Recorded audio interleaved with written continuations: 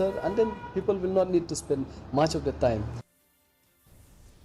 As part of the World Environment Day celebration, the Deputy Commissioner of West Khasi Hills District, Garod LSN Dykes, on Monday inaugurated the fish sanctuary along Umiang River of Risiang village.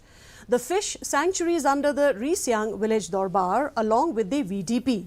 The Deputy Commissioner also released several local fishes sponsored by the Dorbar Chnong and the VDP. Speaking during the function, the Deputy Commissioner LNS Dykes said that it is so important to preserve the environment and its surroundings. He also spoke about the theme of the 2023 World Environment Day celebration and urged everyone to take responsibility to conserve and protect the environment.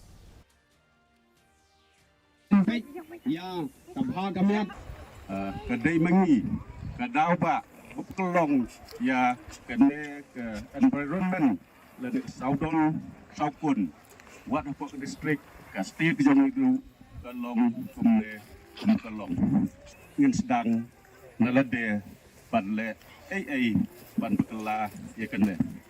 Bat kene kedai kesui ke badan kam ke bekelpang hadu kata-kata kam tam ya kene ki heb ibadat kecung.